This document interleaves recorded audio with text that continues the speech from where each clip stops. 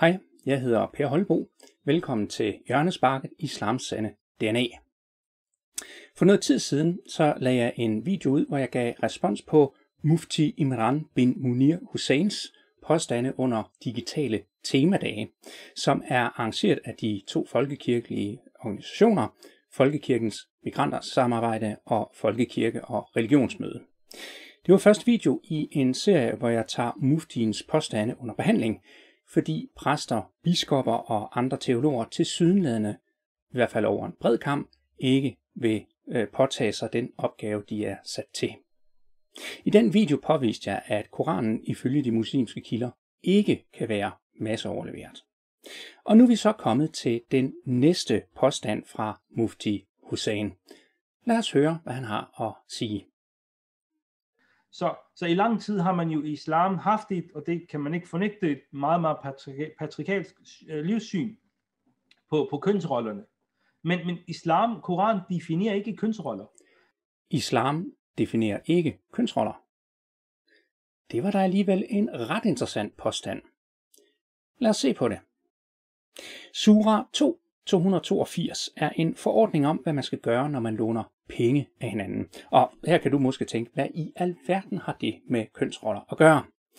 Jo, det har med kønsroller at gøre, fordi der i passagen er en lille, men betydningsfuld detalje om forskellen mellem mænd og kvinder. Lad os læse passagen. O I som tror, når I stifter gæld indbyrdes med en fastsat tidsfrist, så skriv det ned.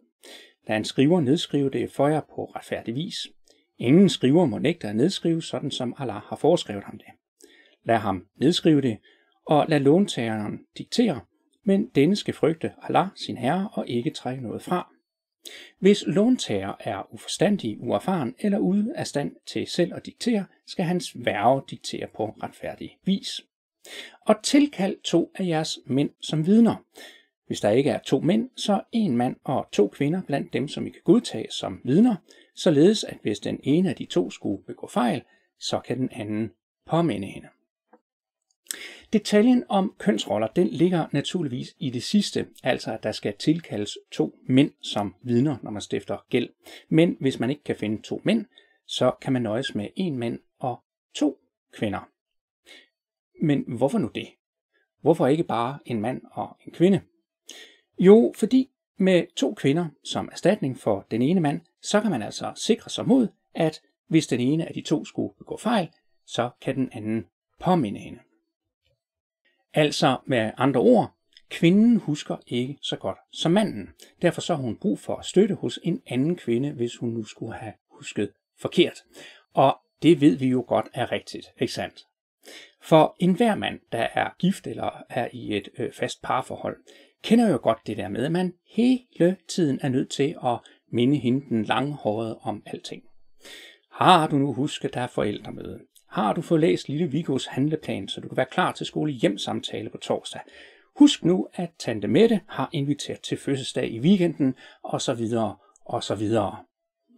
For det er da i hvert fald ikke kvinden, der husker fødselsdage, laver indkøbslister og minder manden om, at han har lovet at fikse den utætte radiator på badeværelset. Vel?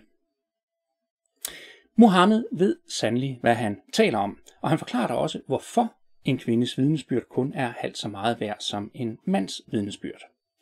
Sahih al-Bukhari 2658, fortalt af Abu Sa'id al-Khudri. Profeten sagde, er en kvindes vidnesbyrd ikke halvt så meget værd som en mands? Kvinderne sagde, jo. Han sagde, det skyldes utilstrækkeligheden i deres sind.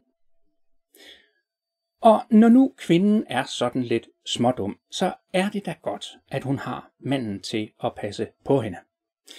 Det ser vi blandt andet i Sura 4, vers 34. Mænd er kvinders værger, i det Allah har givet nogle fordele frem for andre, og fordi de giver ud af deres midler. Manden er altså kvindens værge, fordi Allah har givet manden nogle fordele frem for kvinden. Og måske husker du fra før, fra Sura 282, at hvis låntager er uforstandig, uerfaren eller ude af stand til selv at diktere, skal hans værge diktere på retfærdig vis. Hvor er det godt, at kvinden i al sin uforstandighed har manden som værge. Og for Muhammed er det da også klokkeklart, at manden på alle måder er kvinder overlegen. Faktisk så overlegen, at Muhammed, hvis han kunne, gerne ville befale kvinderne den ultimative underkastelse. Jami at-Tirmidhi 1159. Abu Huraira fortalte, at profeten sagde: Hvis jeg skulle befale nogen at tilbede nogen, vil jeg befale hustruen at tilbede sin ægtemand. Ja, så er det da i hvert fald sat på plads. Og så vil Muhammed i øvrigt også have os til at forstå, at kvinden ved sin skønhed alene er farlig for sine omgivelser. For smukke kvinder, de driver mænd så meget til vanvid, at vi er nødt til at pakke dem ind. Det finder vi blandt andet i Surah 24:31. Sig til de troende kvinder, at de skal holde øjnene for sig selv og vogte over deres køn. De må ikke fremvise deres pryd, bortset fra det der er synligt, og de skal lægge deres hovedslør hen over deres halsudskæring. De må kun fremvise deres pryd for deres ægtemænd, deres fædre og deres svigerfædre, deres sønner og deres ægtemænds sønner, deres brødre og deres brødre og søstres sønner, deres kvinder, deres slavinder, mandlige tjenere uden kønsdrift og børn, der intet ved om kvinders private kropsdele. De må ikke stampe med fødderne, så man får nys om den pryd, som de holder skjult. Omvend jer alle til Gud i troende, måske vil det gå jer godt. Så altså, når du ser en muslimsk kvinde gå med tørklæde på, eller hijab, eller niqab, eller for den sags skyld en burka, så ved du nu hvorfor. For når en mand ser en smuk kvinde, så bliver han fuldstændig overladt til sine lyster. Hans evne til at tænke med det hoved, der sidder fast på halsen, ja, det bliver fuldstændig annulleret. Faktisk så er smukke kvinder selveste djævlen i forklædning. Sahih Muslim 1403a. Jabir fortalte, at Allahs budbringer så en kvinde, og så gik han til sin hustru Zainab, mens hun var ved at farve læder, og havde seksuelt samkvem med hende. Så gik han til sine fæller og sagde til dem: Kvinden kommer og går i form af en djævel. Så når en af jer ser en kvinde, bør han gå til sin hustru, for det vil fjerne, hvad han føler i sit hjerte. Og det er jo derfor, man bliver gift, ikke sandt? For når man ser en smuk kvinde, så har man altså altid en af sine hustruer til at få lettet de seksuelle spændinger hos. Og kvinden er naturligvis forpligtet på at yde manden sex, når han har det behov. Om hun så er ved at ordne vasketøj, så er det altså bare at smide trusserne og sprede benene. Samtidig så skal man jo altså også sørge for, at kvinden ikke leder andre mænd i fordærv. Og her er det altså ikke nok at pakke hende ind, så man ikke kan se hendes skønhed, for faren ved utugt, den er ganske stor. Surah 17:32. Og nærm jer ikke utugt, det er bestemt en skændig gerning og en ond vej. Men hvad gør man så, hvis kvinden skal uden for hjemmets fire vægge? Hun kunne jo lede andre mænd på afveje ved sin blotte tilstedeværelse. Jeg ser, det har Muhammed sandelig også en løsning på. Sahih al-Bukhari 30:06. Ibn Abbas fortalte, at han hørte profeten sige: Det er ikke tilladt en mand at være alene med en kvinde, og ingen frue bør rejse uden en muram, det vil sige hendes mand eller en person, som hun aldrig i evighed ville kunne gifte sig med, hendes far, bror osv. Og når vi nu ved, at kvinder er sådan lidt smådumme, så kan vi jo ikke regne med, at de vil acceptere mandens overlegenhed. Hun ved jo ikke, at mandens magt kun er til hendes eget bedste. Så hvordan kan manden sørge for, at hun kender sin plads? Også her har Muhammed og Allah et fantastisk svar. Surah 4:34. De fra hvem I frygter genstridighed, skal I formane, lade alene i sengen og slå. Hvis de så adlyder jer, skal I ikke foretage mere mod dem. Gud er ophøjet og stor. Hvis altså manden bliver bekymret for, om hans kone nu også kender sin plads, ja, så skal han altså give hende nogle øretæver. Og det kan jo godt lyde lidt barsk, men som vi ved, så kan vi jo ikke regne med, at smådumme kvinder forstår andet sprog end vold. Og selvfølgelig skal man da først forsøge at forklare hende realiteterne, det er klart. Men ofte så vil det altså næppe lykkes på grund af kvindens dumhed, og så er man jo nødt til at tage skrappere midler i brug. For kvindens egen skyld, naturligvis. For man er jo ikke et monster, vel? Og Muhammed, han viser der også med sine kloge beslutninger og afgørelser, hvordan det her skal forstås. Sahih al-Bukhari 58-25. Fortalt af Ikrima.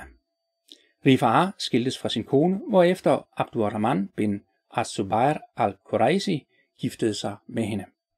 Aisha sagde, at kvinden kom iført et grønt slør og beklagede sig til hende over sin mand og viste hende en grøn plet på hendes hud forårsaget af slag. Det var skik blandt kvinder at bakke hinanden op, så da Allahs budbringer kom, sagde Aisha: Jeg har ikke set nogen kvinde lide som de troende kvinder. Se, hendes hud er mere grøn end hendes tøj. Da Abdurrahman hørte, at hans kone var gået til profeten, kom han med sine 2 sønner af en anden hustru. Ved Allah, jeg har intet forkert gjort ham, men han er impotent og er lige så ubrugelig for mig som dette, sagde hun og holdt kanten af sit tøj frem. Abdurrahman sagde: Ved Allah, o Allahs budbringer, hun har fortalt en løgn. Jeg er meget stærk og kan tilfredsstille hende, men hun er ulydig og vil tilbage til Rifaa. Allahs budbringer sagde til hende: Hvis det er din intention, skal du vide, at det er forbudt for dig at gengifte dig med Rifaa, medmindre Abdurrahman har haft seksuel samklem med dig. Da så Allahs profet 2 drenge sammen med Abdurrahman og spurgte: Er det dine sønner? På det svarede Abdurrahman: Ja. Profeten sagde: Du påstår, hvad du påstår, det vil sige, at han er impotent. Men ved Allah, disse drenge ligner ham, som en krage ligner en krage. Mohammed træffer altså i al sin visdom den afgørelse, at kvinden lyver, når hun siger, at hendes nuværende mand er impotent, for når man ser på hans drenge, så er de jo som snydt ud af næsen på ham. Hendes beklagelse over, at manden slår hende, så hun får blå mærker af det, bliver afvist af Mohammed, for det er jo tydeligt, at hun ikke vil adlyde sin mand, og så har han altså ikke bare ret til, men er også forpligtet på at give hende nogle slag. Og skulle nogen være i tvivl om, hvilke regler der gælder for acceptabel hustruvold, ja, så finder vi det altså i Umdat as-Salik wa Udat an-Nasik. Det er en samling af de 4 sunniskolers retspraksis, en slags lovsamling af sharia, som er oversat til engelsk med titlen Reliance of the Traveler. Og i Reliance of the Traveler M1012, der står der sådan her: Hvis hun er rebelsk, undlader han at sove sammen med hende og må slå hende, dog ikke på en måde, der skader hende, hvilket vil sige A. Efterlade mærker, brække knogler, såre hende eller få blodet til at flyde. O. Det er ulovligt at slå nogen i ansigtet. Så grænsen den går altså ved de synlige tegn. Sheikh Abd al-Wakil Durubi, det er den, der bliver betegnet med A, sætter yderligere en grænse ved blå mærker. Han er altså ikke enig med Mohammed her. Og Sheikh Umar Barakat, det er der, hvor der står et O, forbyder slag i ansigtet. Men derudover, så er der altså frit slag. Der er meget mere at sige om kønsroller i islam, men lad os i første omgang nøjes med dem her. Og måske skulle jeg lige opsummere. Kvinder er dummere end mænd. Mænd er kvinders værger. Kvinder skal pakkes ind, så de ikke frister mænd seksuelt. Kvinder er djævlen i forklædningen, fordi de med deres skønhed frister mænd. Kvinden skal stå seksuelt til rådighed for sin mand, om så hun ordner de huslige pligter. Kvinder må ikke gå alene ud, men skal have en mand med, så hun ikke kommer i uføre. Manden skal sørge for at banke sin kone på plads, hvis han frygter, at hun måske vil være ulydig. Og ifølge Mohammed er blå mærker acceptabelt. Og ifølge sharia ved de 4 sunniskoler, så er der frit slag, så længe der ikke brækkes knogler, slås i ansigtet eller der flyder blod. Så når Hussein siger, at islam ikke definerer kønsroller, hvad kan vi så sige til det?